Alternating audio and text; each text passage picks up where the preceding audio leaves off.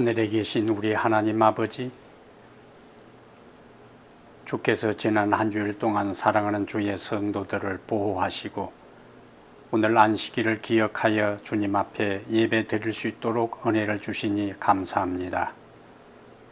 오늘 우리가 날씨가 좋지 못하여 주의 성전에서 예배를 드리지 못하고 각 가정에서 예배를 드릴지라도 어느 곳에나 임재하시는 거룩한 성령의 임재를 통하여 하나님의 임재를 경험하고 주님 앞에 예배드리는 감격과 기쁨을 모두 경험하게 해 주시옵소서.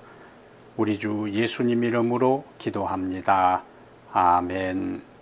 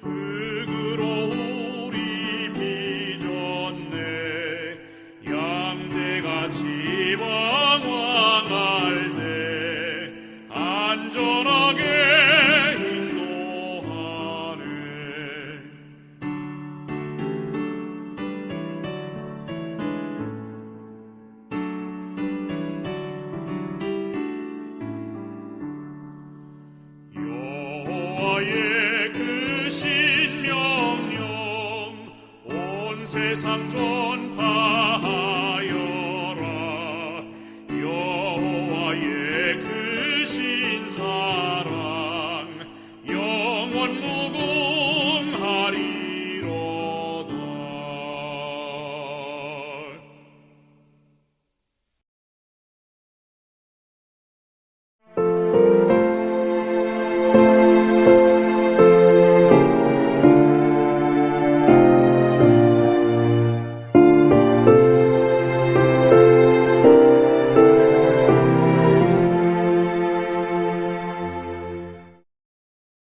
사랑하는 타코마 교회 성도 여러분, 그리고 세계 여러 나라에서 다양한 방법으로 이 말씀을 애청하는 청취자 여러분, 안녕하십니까? 오늘 다시 하나님의 말씀을 가지고 여러분을 만나게 됨을 기쁘게 생각합니다. 오늘 하나님께서 우리에게 주시는 말씀 한마디 한마디가 우리의 인생의 새로운 희망이 되고 용기가 되고 의지하고 붙잡을 하나님의 귀한 약속이 되기를 간절히 바랍니다. 오늘 우리가 함께 살펴볼 하나님의 말씀은 요한계시록 3장 7절과 8절입니다. 요한계시록 3장 7절과 8절. 빌라델비아 교회의 사자에게 편지하라. 거룩하고 진실하사 다윗의 열쇠를 가지시니 곧 열면 닫을 사람이 없고 닫으면 열 사람이 없는 그가 이르시되, 볼지어다 내가 네 앞에 열린 문을 두었으되 능히 닫을 사람이 없으리라. 내가 네 행위를 아노니 네가 작은 능력을 가지고서도 내 말을 지키며 내 이름을 배반하지 아니하였도다. 아멘. 8절까지 말씀을 함께 보았습니다. 오늘 우리가 함께 살펴볼 하나님의 말씀의 제목은 빌라델비아의 예수님, 빌라델비아의 예수님, 이런 제목으로 하나님 말씀을 함께 살펴보겠습니다. 완전한 교회를 찾아다니던 사람이 한 교회를 방문을 했습니다. 예배 시간에 은혜를 많이 받고 예배 후에 바로 담임 목사를 찾아갔어요. 담임 목사님께 이렇게 이야기를 합니다. 저는 오늘 드디어 그토록 찾았던 완전한 교회를 찾았습니다. 바로 이 교회입니다. 목사님은 그 말을 듣고서는 이렇게 이야기를 해요. 그런데 오늘부터 당신이 우리 교회에 다니기 시작한다면 우리 교회는 완전한 교회가 되지 못할 것 같습니다. 라고 말했습니다. 보통 그런 사람이 교회에 들어감으로써 그 완전은 깨져버리기 때문이지요. 그렇습니다. 이 지상에는 사실 완전한 교회와 완벽한 성도와 완전한 목사가 있을 수 없습니다. 그런데 오늘 본문에는 교회의 주인이신 주님이 칭찬하신 한 교회가 있는데 바로 빌라델비아 교회입니다. 빌라델비아 교회가 위치한 도시는 이 포도 특산지이기 때문에 술의 신으로 알려진 디오니소스와 황제 숭배로 유명한 도시입니다. 이런 상황에서 빌라델비아 교인들이 신앙을 하는 것은 쉽지 않았겠지요. 그러나 그들은 충실한 믿음의 삶을 살았습니다. 7 교회 중에 서머나 교회와 함께 책망과 경고는 받지 않고 칭찬과 격려와 축복의 약속만을 받은 교회가 오늘 우리가 살펴볼 빌라델비아 교회입니다.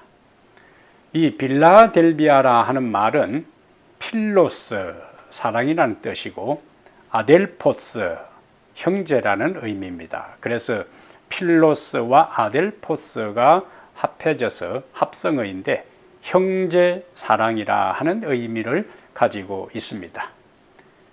그러면 오늘 말씀의 제목이 빌라델비아의 예수님인데 예수님께서는 빌라델비아 성도들에게 어떤 모습으로 자신을 소개하는가?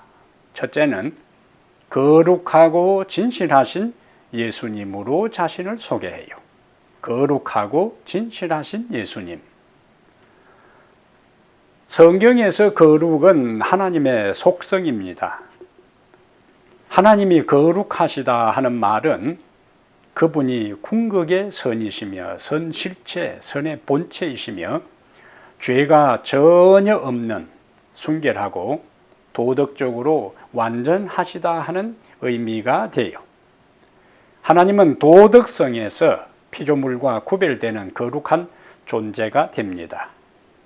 그분은 또한 존재성에서 생명 자체이신 창조주이기 때문에 창조주로부터 생명을 받아야 하는 피조물과 구별되는 거룩한 분이세요. 그런데 우리가 오늘 본문에서 예수님도 거룩한 분으로 소개합니다. 예수님이 거룩하시다 하는 것은 신약 성경 전반에 자주 나타나요. 우선 제일 먼저 나타나는 것이 가브리엘 천사가 마리아에게 수태고지, 잉태한 소식을 전할 때에 한 말을 보면은 누가복음 1장 35절에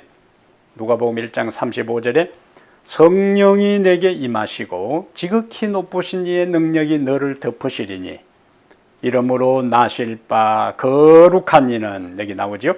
하나님의 아들이라 일컬어지리라. 예수님은 무죄한 성령의 생명으로 탄생하셨기 때문에 그의 존재가 거룩하신 분이십니다.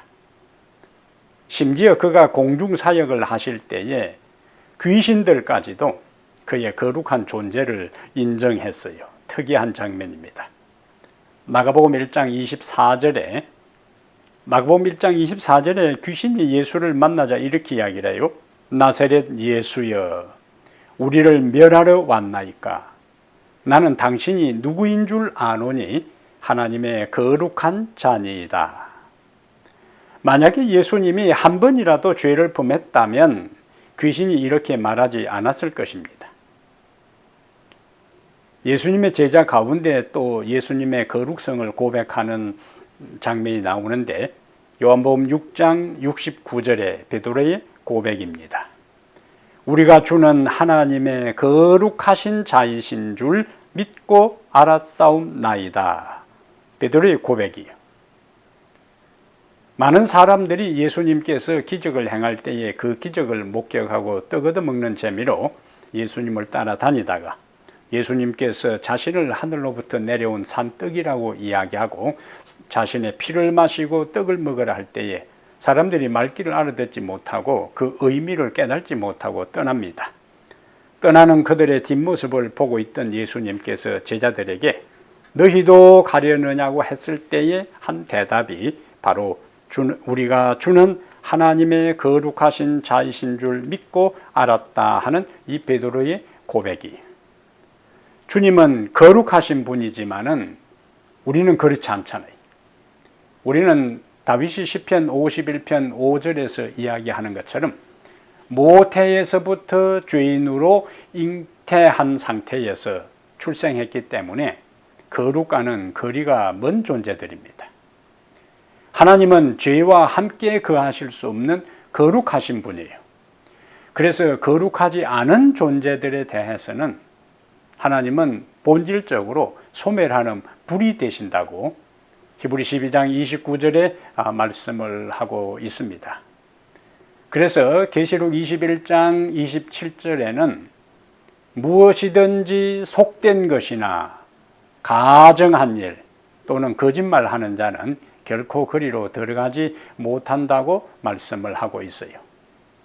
또한 이사야 35장 8절에도 하늘에 천국에 대로가 있어 그 길을 거룩한 길이라 일컬는 바 되리니 깨끗하지 못한 자는 지나가지 못한다고 강조하고 있습니다. 그러니까 거룩하지 않은 죄인들은 하늘에서 거룩하신 하나님과 함께 거할 수 없는 것이지요. 결국 우리가 거룩하게 되어야 거룩하신 하나님이 거하시는 거룩한 하늘에 갈 수 있고 거룩한 존재들만이 거닐 수 있는 거룩한 길에 다닐 수가 있다는 결론입니다. 그러면 우리가 어떻게 거룩하게 될 수 있을까요? 히브리 13장 12절에 그에 대한 답변이 나옵니다. 히브리 13장 12절에 그러므로 예수도 자기 피로서 백성을 거룩하게 하려고 성문 밖에서 고난을 받으셨느니라. 예수님이 왜 성문 밖에서 고난을 받으셨다고요? 자기 피로서 백성을 거룩하게 하려고 성문 밖에서 고난을 받으셨다라고 말씀합니다. 사실 거룩은 우리의 노력과 수양으로 되는 게 아닙니다. 단지 예수님께서 그의 피로 나를 거룩하게 하시려고 십자가에 돌아가셨다는 것을 우리가 전적으로 믿을 때 그분이 우리를 거룩하게 하시고 거룩하다고 인정하시고 선언해 주십니다. 이렇게 믿음으로 예수님을 받아들여서 거룩하게 된 사람을 성경에서 뭐라고 부르는가? 뭐라고 부를까요? 성도라 그렇게 부릅니다. 고린도전서 6장 11절에는 우리가 거룩하게 된 것을 이렇게 달리 표현해요. 고린도전서 6장 11절에 주 예수 그리스도의 이름과 우리 하나님의 성령 안에서 시첨과 거룩함과 의롭다 하심을 얻었느니라 이렇게 말씀을 하고 있습니다. 완료형이요. 시첨과 거룩함과 의롭다 하심을 이미 얻었어요. 자, 그러면 이런 질문을 할 때 여러분 느낌이 어떠세요? 당신은 거룩한 사람입니까? 어떠세요? 예, 나는 거룩합니다. 쉽게 대답을 하기가 주저돼요. 자신이 없습니다. 그러나 우리가 항상 우리의 대답은 우리 자신의 느낌과 내 상태를 가지고 하는 것이 아니고 성경에서 나를 어떻게 평가하고 하나님께서 나를 어떻게 대우하시는가를 가지고 우리가 답변을 해야 돼. 그리스도 안에서 그리스도를 통하여 성령 안에서 우리는 이미 거룩한 존재가 되었어요. 모든 죄를 시천받았고 거룩함과 의롭다 하심을 얻었느니라고 말씀하고 있잖아요. 거룩한 존재 뭐냐? 성도라 하는 말씀이. 그러면 여기서 이어질 질문은 우리가 성도라면은 성도는 어떻게 살아야 하는가? 거기에 대한 말씀을 베드로전서 1장 14절부터 16절에 베드로전서 1장 14절부터 16절에 성도의 삶에 대한 것을 권면하고 있어요. 너희가 순종하는 자식처럼 전에 알지 못할 때에 따르던 너희 사욕을 본받지 말고 오직 너희를 부르신 거룩한 이처럼 너희도 모든 행실에 거룩한 자가 되라. 너희를 부르신 거룩한 이처럼, 하나님이 거룩하니까 그분이 우리를 부르셨고 우리를 거룩하게 만들었어요. 그러니까 우리의 모든 삶의 행실에 거룩한 자답게, 성도답게 살아가야 한다는 것이 베드로의 권면입니다. 예수님을 믿는 것 때문에 이미 거룩하게 해 주셨으니 그 거룩을 유지하라는 말씀이에요. 일상의 모든 영역에서 거룩한 삶을 살아야 할 것을 강조하는 것입니다. 바울은 다시 로마서 12장 1절에서 너희 몸을 하나님이 기뻐하시는 거룩한 산제물로 드리라. 이는 너희가 드릴 영적 예배니라고 권면하고 있습니다. 오늘 본문에서 거룩하고 예수님은 거룩하고 또 어떤 분이신가? 진실하신 예수님이라 그랬어요. 예수님은 거룩하실 뿐만 아니라 어떤 분이시라고요? 진실하신 분이시다.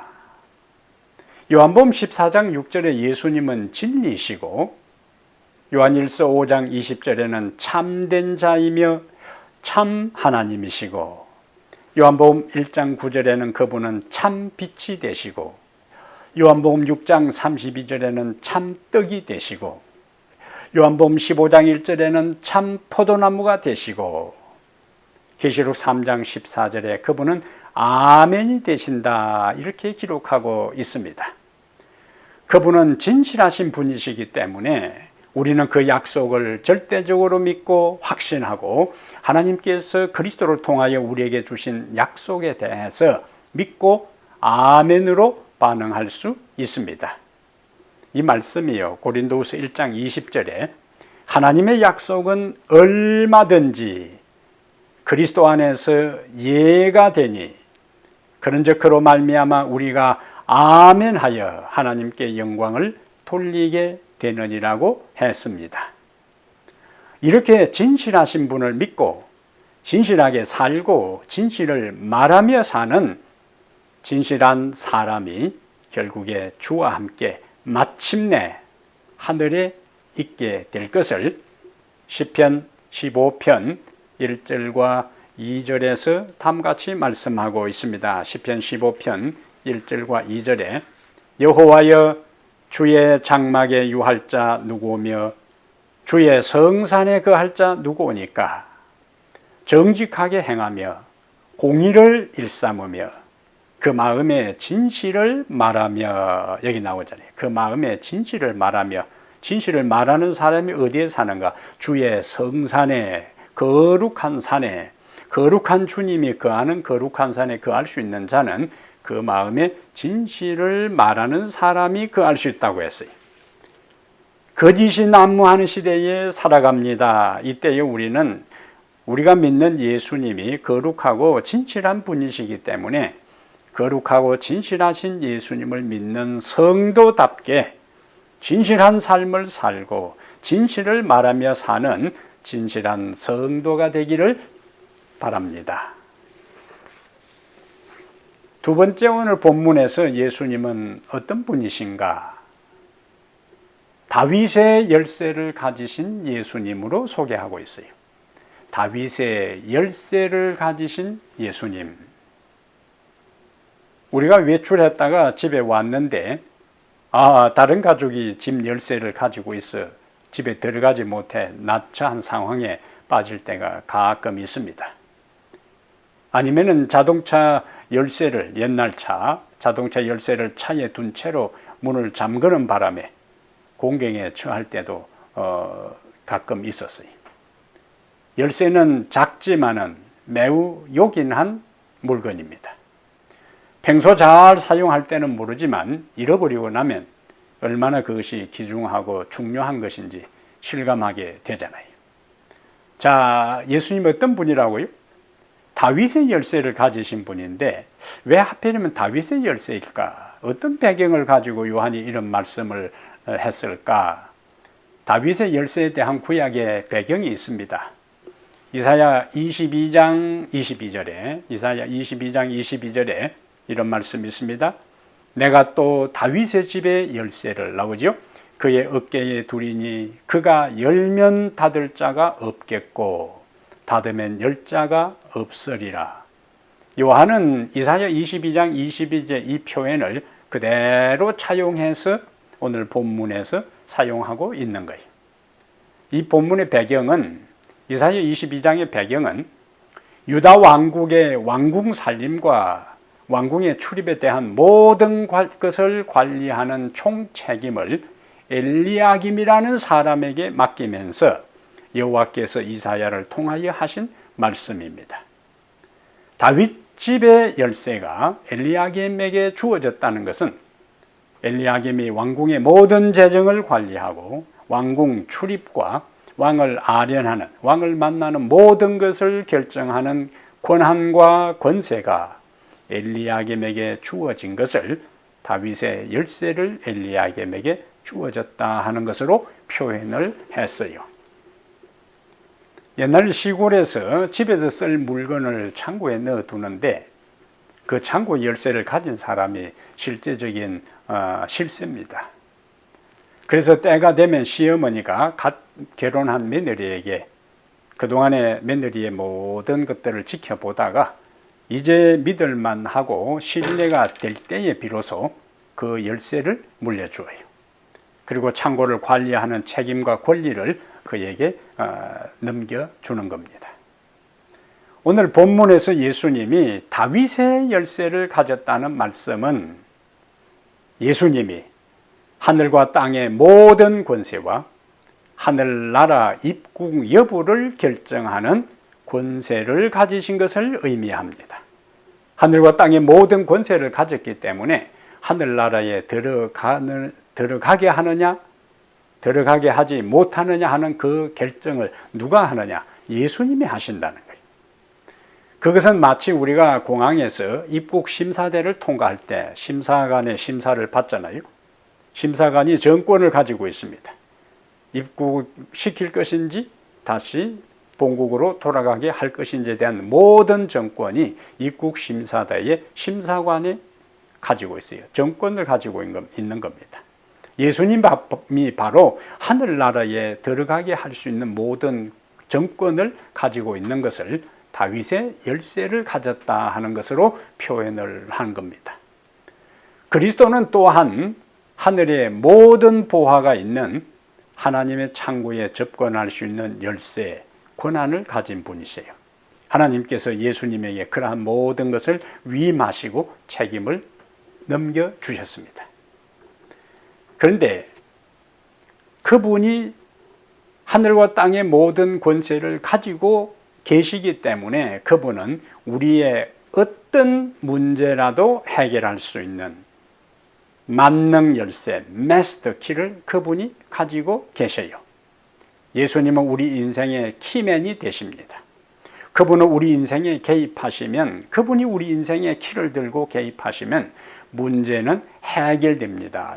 아무리 문을 따려고 하고 열려고 하고 혹시 창문이 열려있는 데가 없나 하고 집을 빙빙 돌다가도 열쇠를 가진 사람이 오는 순간에 그 모든 것이 해결돼요. 순식간에 해결됩니다. 쉽게 해결됩니다.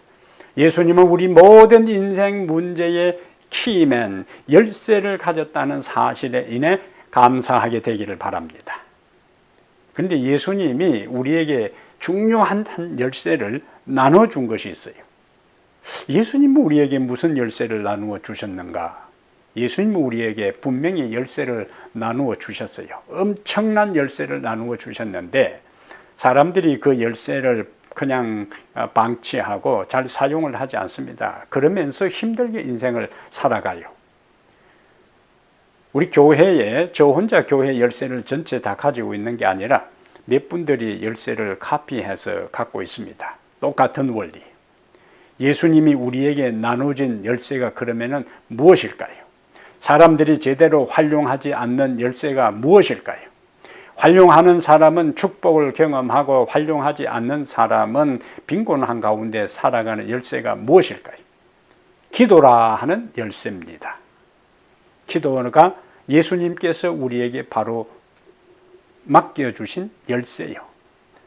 정로의 계단 95페이지에 엘렌 G. 화이트는 이렇게 설명을 합니다. 기도는 전능하신 자의 무한한 자원, 어떤 자원인가? 능력과 지혜와 은혜를 쌓아둔 하늘 창고를 여는 믿는 자의 수중에 있는 열쇠이다. 기도는 전능하신 자의 무한한 자원, 능력, 지혜, 은혜를 쌓아둔 하늘 창고를 여는 누구? 믿는 자의 손에 있는 열쇠이다. 이미 예수님께서 우리에게 천국의 창고를, 하늘의 창고, 은혜와 능력과 지혜와 우리의 필요한 모든 것이 무궁무진하게 쌓여 있는 무한한 자원이라 그랬어요.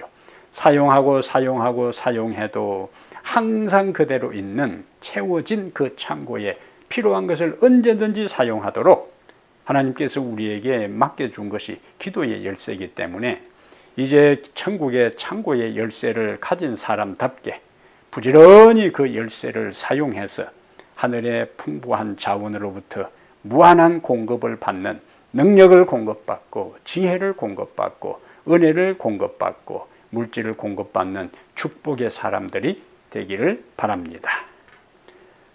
세 번째, 빌라델비아의 예수님은 어떤 예수님일까요? 열린 문을 두신 예수님이십니다. 열린 문을 두신 예수님. 여기 3장 8절에 예수님께서 열린 문을 두셨다고 하셨는데 성경에 문에 대한 이미지가 많이 있어요. 그러나 오늘은 한 이미지에 초점을 맞추어서 말씀을 드립니다. 예수님은 우리의 구원의 문이 되셔요.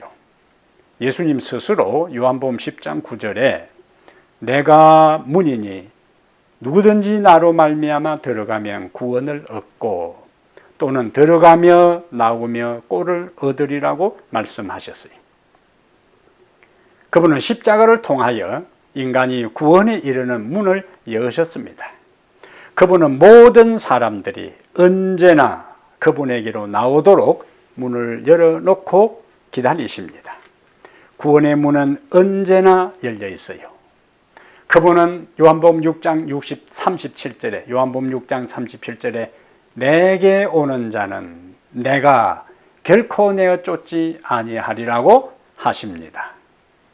누가복음 15장에 나오는 집을 나간 탕자가 돌아오도록 하기 위해 아버지는 자신의 마음문을 열었어요. 그리고 그의 집에 대문을 열어놓았습니다. 그의 마음문이 닫히고 대문이 닫히면은 아들이 포기하고 돌아갈까 싶어서 마음문을 열고 대문을 열어놓고 언제나 아들을 기다렸던 것처럼 우리 예수님께서도 내게 오는 자를 내가 결코 내어 쫓지 아니하리라 하는 것은 그가 언제나 문을 열어놓고 기다린다는 거예요. 그런데 우리가 여기서 놓치지 말아야 할 중요한 요소가 있습니다. 주님은 언제까지 구원의 문을 열어놓고 마냥 무한정 기다리시지는 않습니다. 솔로몬은 전도서 3장 1절에서 이렇게 말합니다. 범사에 기한이 있고 무엇이 있다고요? 모든 일에 기한이 있다고 했어요. 천하 만사가 다 때가 있나니라고 했습니다. 구원도 기회가 있습니다. 은혜의 문도 닫힐 때가 있습니다. 우리는 그것을 어디에서 볼 수 있을까요? 노아 홍수가 일어나기 전에 하나님께서 120년 동안 구원의 방주문을 열어놓고 은혜의 기회를 주시면서 누구든지 원하는 사람은 다 방주 안으로 들어와서 앞으로 닥칠 홍수의 재난으로부터 그들이 구원을 얻도록 문을 열어 놓았어요. 그런데 여러분, 홍수가 일어나기 전에 짐승들은 다 짝을 지어 방주 문을 통하여 방주 안으로 들어갔습니다. 그들은 하나님의 명령에 순종했어요. 짐승들이 들어가자 노아의 8가족이 이제 방주에 들어가게 됩니다. 이 땅의 장면을 창세기 7장 16절에 이렇게 설명합니다. 여호와께서 문을 닫으시니라. 여호와께서 문을 닫으셨어요. 노아가 문을 닫은 것도 아니에요. 노아의 아들들이 문을 닫은 것도 아니에요. 하나님께서 문을 닫으셨어요.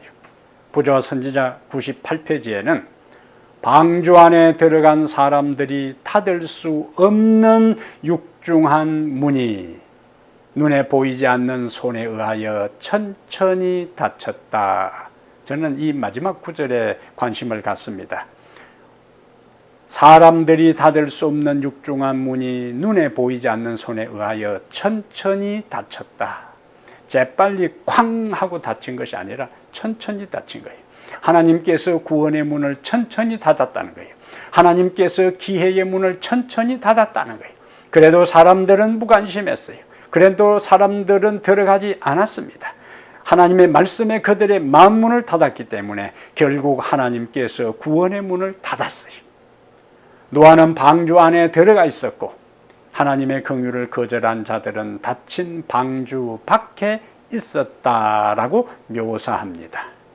하나님이 한번 닫은 방주의 문은 인간이 열 수 없었고 다시는 하나님이 그 문을 열지 않았습니다. 은혜의 기회를 거절하고 구원의 문에 들어가지 않은 사람은 모두 멸망했습니다. 누가는 누가복음 17장 26절과 30절에 누가복음 17장 26절과 30절에 이렇게 이야기합니다. 노아의 때에 된 것 같이 인자의 나타나는 날에도 이러하니라. 노아의 때가 된 것 같이 노아의 때에 된 것 같이 인자의 나타나는 날에도 이와 같을 것이다. 유사한 상황이 일어난다는 거예요. 기회를 주어지고 구원의 문은 열려도 마음 문을 닫고 길을 막고 하나님의 구원의 문을 들어가지 않는 사람들이 있을 것이라는 말씀이. 바울은 고린도후서 6장 2절에 우리에게 이렇게 강력하게 호소합니다. 보라 지금은 은혜 받을 만한 때요. 보라 지금은 구원의 날이로다. 지금이 은혜의 시기고 지금이 구원의 시기입니다. 아직까지 문은 열려 있어요. 아직까지 구원의 문은 열려 있습니다. 아직도 주님은 우리에게 은혜의 기회를 허락하시고 있습니다. 그 문이 열려 있는 동안 열심을 품고 주님을 찾으라고, 열심을 품고 주님을 섬기라고, 열심을 품고 기도하라고, 열심을 품고 열심을 내라고 주님은 우리에게 말씀을 합니다. 그러나 그러한 반복되는 주님의 호소와 권고에 귀를 기울이지 아니할 때에 하나님의 은혜의 문도 닫히게 되는 것을 누가복음 13장 24절과 27절에 말씀하고 있어요. 누가복음 13장 24절과 27절은 우리가 직접 찾아보겠습니다. 마지막 구절로 누가복음 13장 24절 좁은 문으로 들어가기를 힘쓰라. 내가 너희에게 이르노니 들어가기를 구하여도 못하는 자가 많으리라. 집주인이 일어나 문을 한 번 닫은 후에 너희가 밖에 서서 문을 두드리며 주여 열어주소서 하면 그가 대답하여 이르되 나는 너희가 어디에서 온 자인지 알지 못하노라 하리니 그때 너희가 말하되 우리는 주 앞에서 먹고 마셨으며 주는 또한 우리를 길거리에서 가르치셨나이다 하나 그가 너희에게 말하여 이르되 나는 너희가 어디에서 왔는지 알지 못하노라. 행악하는 모든 자들아 나를 떠나가라 하리라. 주님의 무서운 경고요. 견책입니다. 여기에 예수님과 개인적인 관계가 없을 때는 주님이 어디서 왔는지 모른다고 문을 열어주지 않는 것을 보게 돼요. 주인이 25절에 집주인이 일어나 문을 한 번 닫은 후에 자 사람들이 밖에 와서 문을 두드립니다. 주여 열어주소서 할 때 예수님이 나는 너희가 어디서 온 사람인지 모른다 할 때 대답을 합니다. 26절에 우리는 주 앞에서 먹고 마셨으며 주는 또한 우리를 길거리에서 가르치셨나이다. 예수님이 길거리에서 가르칠 때 그냥 들은 그것으로는 안 된다는 거예요. 예수님의 떡을 그냥 얻어먹은 그것은 안 된다는 거예요. 예수님을 개인적으로 찾아야 되고, 예수님을 개인적으로 만나야 되고, 예수님께 개인적으로 자신의 인생을 바쳐야만이 구원의 문에 들어가는 것이고 은혜의 기회를 활용한 것이 된다 하는 이야기입니다. 교회 안에 그냥 속해 있고 이전의 신앙에 만족하고 반복하여 이러한 위태로운 시대적 상황에서 영적으로 깨어나라는 호소의 기별이 다양한 형태로 증거되어도 전파되어도 경고의 음성이 들려도 무관심하고 자신의 삶에서 돌이키지 않는 사람들의 운명이 바로 누가복음 13장 24절부터 27절의 말씀인 것입니다. 아직 구원의 문이 열렸을 때에 개인적으로 주님을 찾게 되기를 바랍니다. 열심을 품고 주님께 헌신하게 되기를 바랍니다. 사랑하는 여러분, 주님은 거룩하시고 진실하신 분이십니다. 그분이 우리를 자신의 보혈로 거룩하게 하셨으니 거룩한 성도답게 모든 행실에 거룩한 자가 되고 진실하게 살아가게 되기를 바랍니다. 주님은 다윗의 열쇠를 가지신 분이십니다. 그분은 우리 인생의 키맨이세요. 어떤 우리의 닫힌 인생의 문제라도 그분은 열 수 있는 유일한 분이십니다. 우리 앞에 여리고성과 같이 굳게 닫힌 인생의 문이랄지라도 그분이 우리의 인생에 개입하시면 그 문은 열리게 되어 있습니다. 그분은 우리의 구원의 문이 되셔요.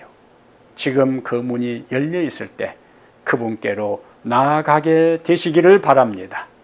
거룩하시고 진실한 분, 다윗의 열쇠를 가지신 분, 열린 문을 두신 빌라델비아의 예수님을 온전히 바라보고 살아가는 성도들 되기를 주의 이름으로 축복합니다.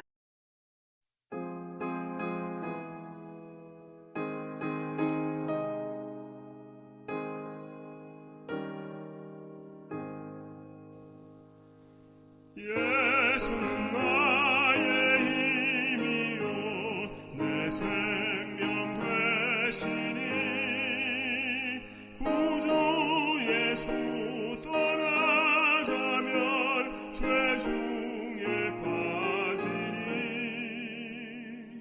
눈물이 앞을 가리고 내 맘에 근심 쌓일 때 위로하리 누구시뇨 주 예수. 예수는 나의 힘이요 내 친구 되시니 그의 은혜 간구하면 풍성히 받겠네. 햇빛과 비를 주시니 주수할 곡식 많도다. 기쁜 열매 주시니는 주 예수.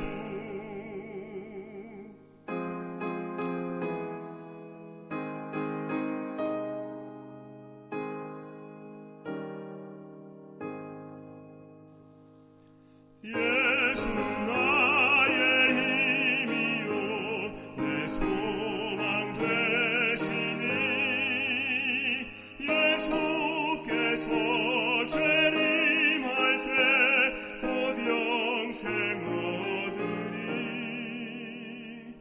한없는 복을 주시고 영원한 기쁨 주리니 나의 생명 나의 기쁨 주 예수. 빌라델비아의 예수님, 우리의 예수님이 되기를 간구합니다. 거룩하고 진실하신 예수님이시에요. 우리를 거룩하다고 인정하시고 이제는 모든 행실이 거룩한 자가 되라고 이야기하고 너희 몸을 거룩한 제물로 하나님께 바치라고 요구하는 주님의 음성에 귀 기울여 거룩한 주님을 섬기는 사람답게, 진실한 주님을 믿는 사람답게 우리의 인생이 거룩하고 진실되게 해 주시옵소서. 구별된 인생이 되게 하여 주시옵소서. 그렇게 주님을 섬기고 살아가는 인생의 길에 우리의 삶에 부딪히는 수많은 문제들, 우리 앞을 가로막고 있는 문제가 있을 때에 다윗의 열쇠를 가지신 주님께서 우리에게 이미 기도의 열쇠를 주셨사오니 그 기도의 열쇠를 활용하여 우리 앞을 가로막고 있는 수많은 인생의 문을 열고 주께로 가까이 나아가게 해 주시옵소서. 우리 하나님 아버지, 주께서 우리에게 주신 이 은혜를 언제나 기억하고 구원의 문으로 통과하여 하늘의 거룩한 성산에서 주와 함께 영원히 거룩한 존재들과 함께 찬양하며 살아가는 그 현장에 우리 모든 성도들 모두 있게 하여 주시옵소서. 위태로운 세상을 살아갑니다. 건강을 지켜 주시옵소서. 물질적으로 궁핍한 자의 어려움을 해결하여 주시고 마음속에 심령의 고난과 어려움 가운데 있는 자들의 문제를 해결하여 주시옵소서. 우리 주 예수님 이름으로 기도하옵나이다. 아멘.